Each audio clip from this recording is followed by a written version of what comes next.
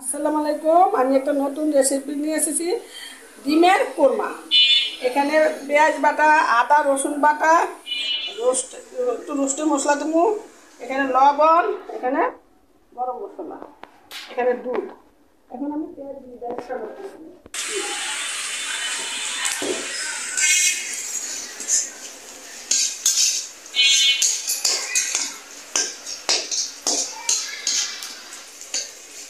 পেঁয়াজগুলো খুব ভালো করে লাল লাল করে ব্যাসটা করে নেব, সুন্দর করে। এই চুলাতে কলার ভর্তা দেবো, এখানে এই চুলাতে কলার ভর্তাটা বসাবো, সিদ্ধ করে বেটে রেখে দিয়েছি। এটাতে কলার ভর্তাটা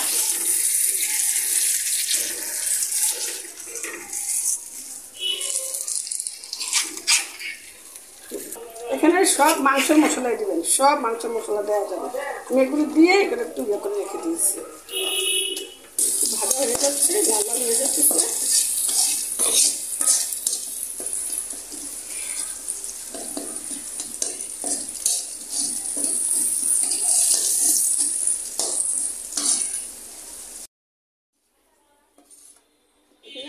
পেঁয়াজটাগুলো ভাজা হয়ে গেছে, এখন একটু হলুদ করে দিচ্ছি। আমি একটু হলুদ করে দিই, একটু ভাজাটা হলুদ হলুদ হওয়ার জন্য।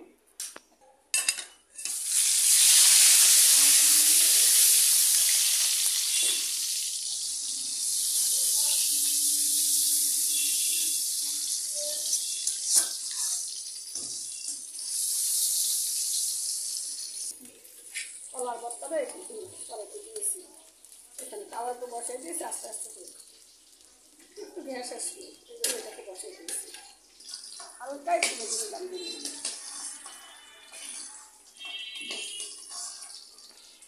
এই তেলে মশলাগুলো সব দিয়ে দিলাম।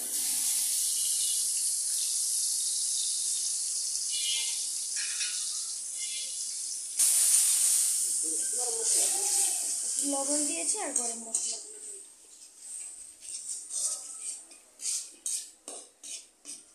একটু পানির পরিবর্তে একটু দুধ দিলাম, একটু কষানো করলাম।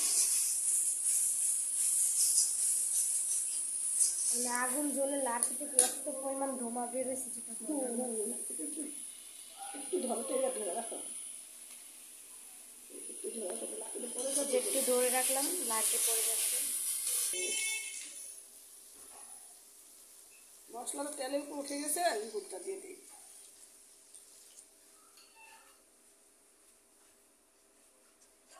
এটা সব দুধ দিয়ে করা যায়, গায়ে দুধ দিয়ে করা যায়, নীল দুধটা দিয়ে করেছি। ঘরের দুধটা নাই আমাদের,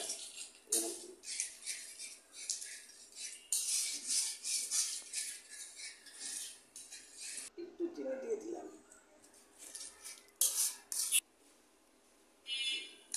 সুন্দর বড় পেশা করেছে। এখন আমি হালকা বলছিলাম ডিমগুলি দিয়ে দিই।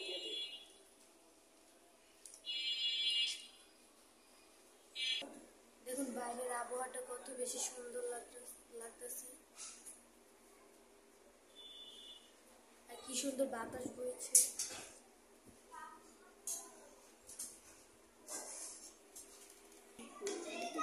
একটু ঝোল ঝোল থাকবে।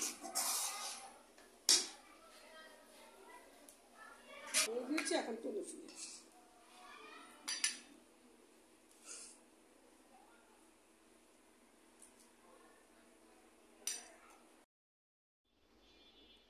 এখানে দেখেন একটু রস মশ হয়ে গেছে, ব্যবস্থাগুলো দিয়ে দিলাম।